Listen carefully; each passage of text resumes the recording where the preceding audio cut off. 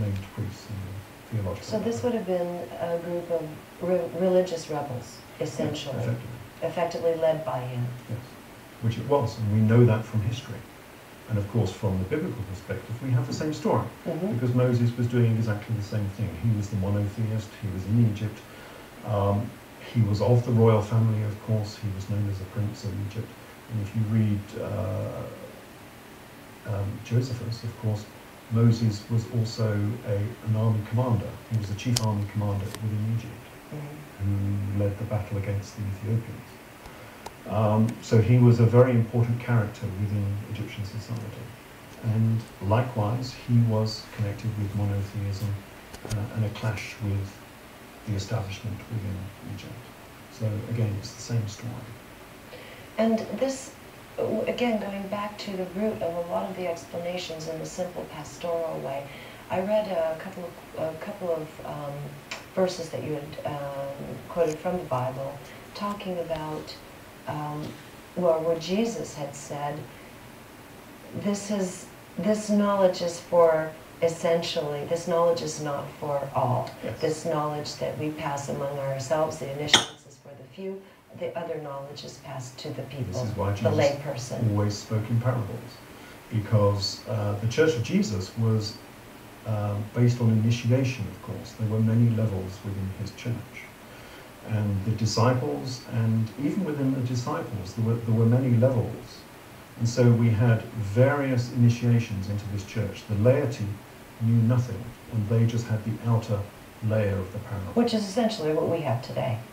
Yes. To a large extent in the Bible. More of a sort of Masonic type initiation. Right, no, I was saying the laity part, the Bible that's passed on to us through Sunday school and sermons, by and large, is the pastoral. Yes. Simple version of it. However, as many books have come out talking about the lost years of Jesus and Jesus' pilgrimage into Egypt and having learned a lot of the ancient mysteries, this is being well documented now. So let's pick it up from there. Jesus, we'll go into that part of the story later on, but again, the whole notion of the need to separate out the information because of that elite knowledge. Yes. And not only elite knowledge, of course, and I think they did have some very interesting knowledge. Also, the true history, which they would have known, right? Which again, the laity did not. And so again, we have this differentiation. And it keeps people very simple in their union, us against them. Yes. And it says very clearly, I can't remember the exact quote, but there was a quote from Jesus within the Bible. It says most clearly, this is not a subject to be given to the common people. This is just That's the one I was referring to, exactly. Right. This is just for you, the disciples. And even amongst the disciples, he says, well, why can't you understand? And if you go back into Egyptology, you're talking, and this again this is sprinkled throughout the Bible even. If you go back into Egyptology, for example, there was a much greater understanding of the human condition, and as we relate to the cosmos, and cartography was much better developed at that time. All of these ancient knowledges, which are just now coming back to light, like prominently, and then showed up in the Bible as, I think there was something about mating between the cows. Was it mating between the cows and... Oh yes, well, from the Old Testament, the cows and the sheep. Yes. We have this wonderful story from the Bible, and this is what I like about my research. A lot of the Bible doesn't make any sense. You read it and you think, these guys... Mating between cows and sheep? Yeah, these guys must be on something, to write all this. What is it on about? But when you can look at the text from the right perspective, it actually begins to make sense. And effectively, all this talk about cows and sheep was all astrology. Right, which the Egyptians were noted for. Of course. Now, a lot of people will say that the zodiac does not go back that far. It's Greek, it doesn't go back. But it seems quite clear from the writings of Josephus that it did, because he plainly states that the loaves on the altar, the 12 loaves, represented the 12 constellations. The buttons on the priest's tunic represented the constellations, etc., and the 7 planets. The menorah represented the 7 planets, etc. Of course, he's talking about the era of Moses again, and Joseph. which in normal terms must be around sort of 1500 BC. BC, right. So, you know, Josephus is saying quite clearly that the knowledge of the zodiac goes back at least that far. So I only bring that up to say that this is just one example of how the Bible and how other texts, the Torah, the Old Testament, would you say the Quran as well, can be read again on these dual absolutely. levels, Very much so. embedded with the same Very much characters. so. And the typical one is Jesus, of course. Jesus was born as a Lamb of God, but he became a fisher of men. Why? Well, because under precession, the earth rotates. Precession of the equinox, Yeah, which we have covered also. Indeed, yes. It rotates around into the different houses of the different parts of the constellation. And at the turn of the 1st century, of course, we changed from Aries into Pisces. Right. And so Jesus was born as a lamb, but Mhm. became a fisherman. Right. And so again, we see this covert reference to the zodiac all the time. But of course, most of this was destroyed, and that's another reason why it became covered up. It wasn't just simply that this was an initiation into the church, but we also ended up with 2 churches during the time of Jesus. We had the Church of Jesus and James, but then there was a split, of course, and Saul, or St. Paul, went off and did his own thing.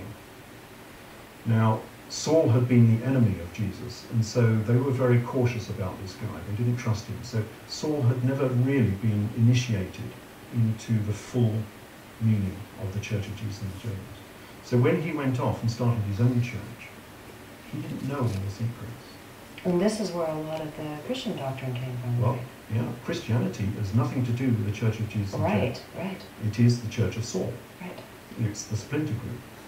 So we had this big confrontation between the Church of James and the Church of Saul.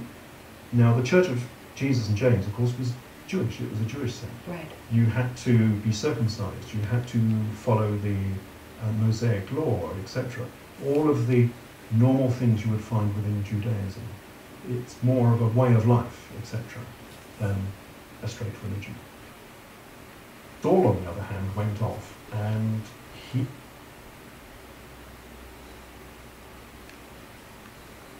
of a way of life, etc., than a straight religion. Saul, on the other hand, went off and he wanted to found a popularist church. So he went off and said, right, okay, I'm not only going to preach to the Jews, but we'll preach to the Gentiles as well, because there's more Gentiles than Jews, and I want to be a successful church. So he went off and started preaching to Gentiles, and he scrapped all of Mosaic law and just had the 10 Commandments. And then we had this big discussion about circumcision, of course, which you had to be circumcised, obviously, within the Church of Jesus. And Saul went off, he started not only accepting people who weren't circumcised, he actually said, well, if circumcision means that much to the Jews, why don't they just cut their penis off and have done with it? And that's in Acts. No, Yes. it's in Another denigrating statement. Galatians. Yes. Mhm. And so we can see this big separation between the original Church of Jesus and the new Church of Saul. And it was the Church of Saul, of course, that became dominant. It was much more commercial. It was more like, perhaps some of these televangelists that you see on American television. He was after there for the money. And he became the dominant church in that region. And the Church of Jesus and James sunk into obscurity.